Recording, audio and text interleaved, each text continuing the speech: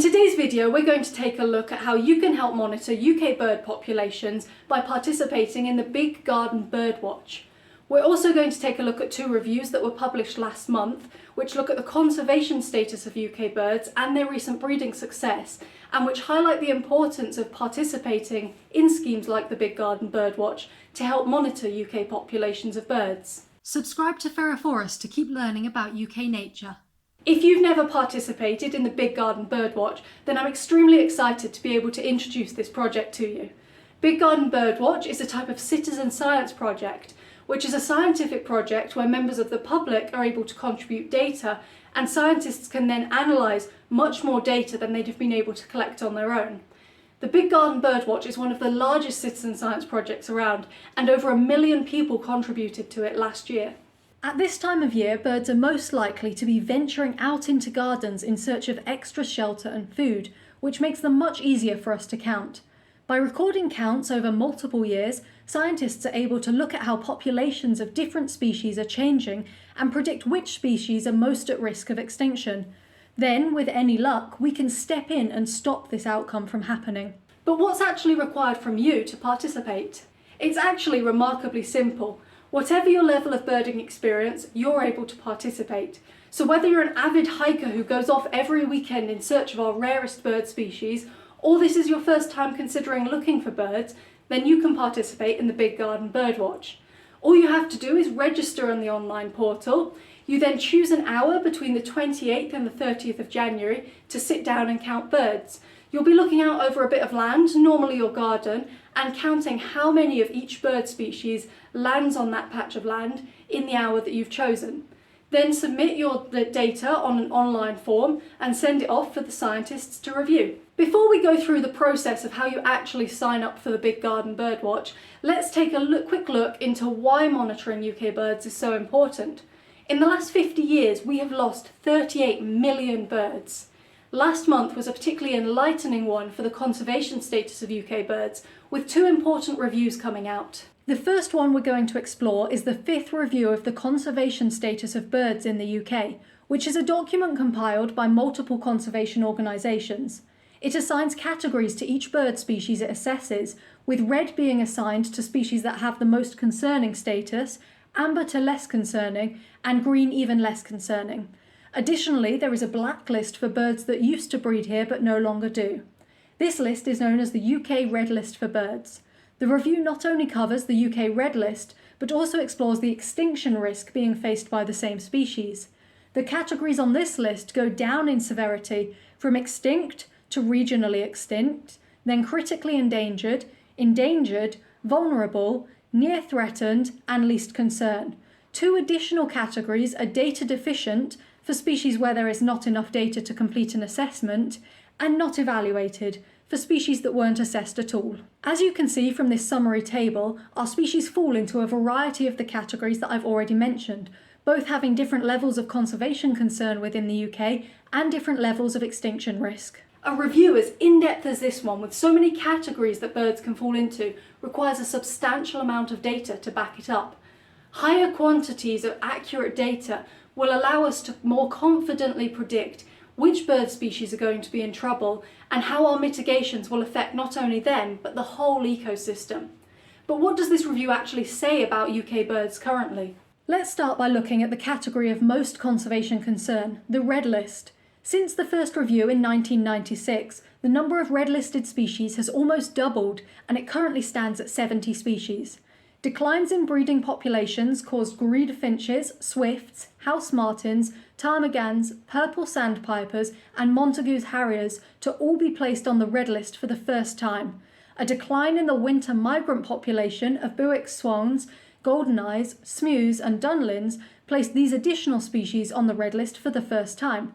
Additionally, Leach's storm petrels were moved to the red list in response to an external global assessment categorising them as vulnerable. It would be especially exciting if you were able to spot any of these red-listed bird species during your Big Garden Birdwatch. I know that in my area there are always starlings, house sparrows and herring gulls to be seen. Is your area a particular stronghold for any of the red-listed species? Moving on to the amber list, we can see that there are 103 species here. This is an increase from 96 species in the last review. Some of this is good news, because there were improvements in the populations of white-tailed eagles, pied flycatchers, song thrushes, black redstarts, grey wagtails and redwings, which meant that all of these species were moved into the amber list from the red list. Additionally, red grouse, mute swans and kingfishers were all moved off of the amber list and into the green list. However, these changes don't account for all numerical differences, and 4 species were added to the amber list due to population declines. Perhaps you don't spot a red-listed species during your big garden birdwatch, but it would still be really interesting to know whether you've got any of the 103 amber-listed species in your area. I know that in my area there's always a good chance of spotting wood pigeons, moorhens and grey-lag geese. Have you ever seen any of the amber-listed species in your garden? Next we come to the green list, which contains the species with the lowest level of conservation concern. There are 72 species on this list, a reduction of 9 species since the last review. Monitoring the green-listed species during the Big Garden Birdwatch is just as important as monitoring the higher concern species on the other lists. The reason for this is so that we can keep track of their population numbers and step in to intervene before the numbers ever get low enough to consider changing their position on the lists. Finally, we take a look at the blacklist. This list contains 9 former breeding species: the great bustard, Kentish plover, Temminck's stint, black tern, great auk, snowy owl, wryneck, serin, and as of this review, the golden oriole. The inclusion of the golden oriole on the most recent blacklist is a particular blow. The last time this species was reviewed, they were classed as critically endangered, but they've now been moved up to regionally extinct.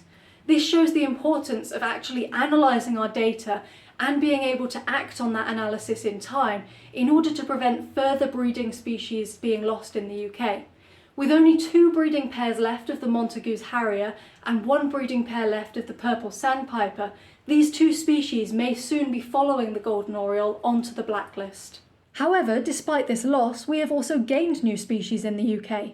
The great white egret, cattle egret, little bittern and black-winged stilt are now listed as breeding species here, while the yellow-browed warbler has been added as a non-breeding species here. Maybe you will be lucky during your survey and spot one of these newer species. Sadly, along with the vast number of species that have been put on the red and amber lists, 46% of all of the bird species that were assessed had at least one population that was at risk of going regionally extinct. There's a much more detailed and in-depth look at this within the report that I've been showing screenshots of. If you're interested in the status of any specific species, then I've left a link to that report in the description below so that you can check it out and find out what's going on with your species of interest. The second review showing the importance of monitoring UK birds is the preliminary assessment that was done on the 2021 breeding season. A long-lasting, wet, cold spring of 2021, followed up by a delayed summer that when it arrived was much drier than average, didn't bode well for the breeding birds of the UK. Sadly, this resulted in many populations having their lowest breeding success rate that's ever been recorded. Species this happened to included the willow warbler, tree creeper, wren, blackbird, dunnock, willow tit, blackcap and great tit. It will be really interesting to see whether this affects the results of the Big Garden Birdwatch, since many of these species that I've just mentioned are actually some of the ones more commonly seen during the birdwatch. And it will also be interesting to see whether this changes how any species management plans are made going forward. So, now that we know why monitoring projects like the Big Garden Birdwatch are so important, how do you actually sign up? Start off by going to the rspb website since they host the project. Click on the Get Involved link and then click on the Big Garden Birdwatch link. This takes you to a page all about the project, but the link that you're looking for is the big sign up link at the top of the page.